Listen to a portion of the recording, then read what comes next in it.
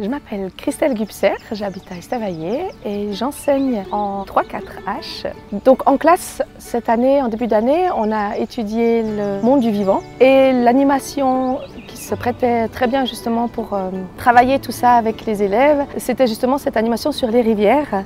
On a eu l'occasion d'étudier la diversité du vivant, de pouvoir formuler des hypothèses, de justement analyser les choses, être acteur, et c'est ce qui coïncide complètement avec le plan d'études roman. Le fait d'être en immersion, ça a beaucoup plus de sens pour eux et ils retiennent mieux.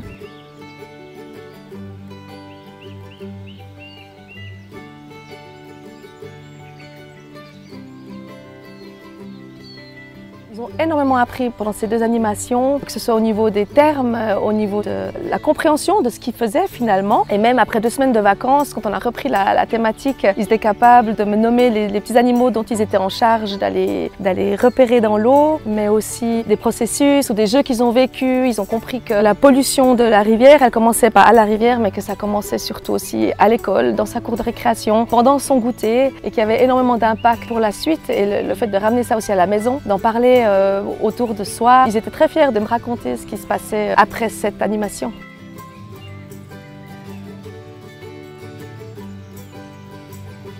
C'est quelque chose qu'on a développé aussi plus tard grâce à des documents que j'ai reçus aussi moi de l'animatrice qui m'a permis d'aller encore plus loin en classe pour expliquer ton petit animal que tu as observé, ben voilà à quoi il sert, voilà son rôle et ben s'il n'est plus dans cette rivière, c'est triste et la rivière risque d'être de plus en plus polluée. Donc ils ont pris conscience en général de ça et pour moi c'était objectif atteint. En ce qui concerne les connaissances scientifiques des animatrices, j'ai eu la chance d'avoir Claudia et Michel pour ces 2 animations et c'est vrai que j'étais bluffée par leurs connaissances scientifiques.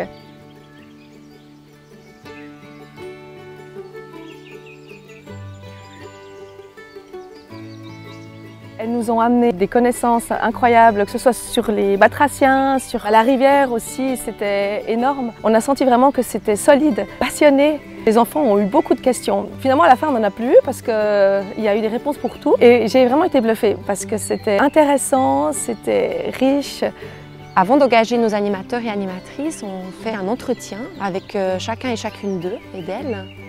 Et à ce moment-là, ça nous permet aussi de voir quelles sont les expériences que ces personnes ont acquises dans la gestion de groupes d'enfants. On regarde qu'ils aient une formation soit pédagogique, soit scientifique, et puis bien sûr aussi de l'expérience au niveau de l'éducation à l'environnement.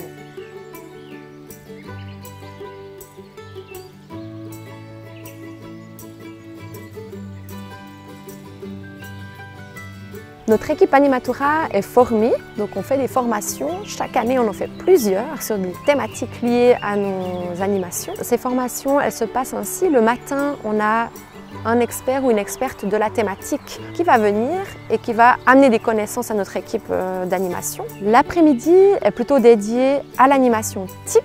On forme notre équipe d'animation aux activités qui sont proposées durant l'animation de 3 heures. On fait aussi des formations pédagogiques et à ce moment-là, c'est vraiment l'idée de parler des thématiques pédagogiques qui apparaissent durant les animations, par exemple la gestion de groupe ou comment faire des groupes ou comment introduire le groupe dans la nature. À la fin de nos formations thématiques, le but c'est que nos animateurs et nos animatrices puissent repartir avec un bagage solide pour qu'ils soient capables de mener une animation de 3 heures dans la nature avec un groupe d'enfants entre 4 et 12 ans.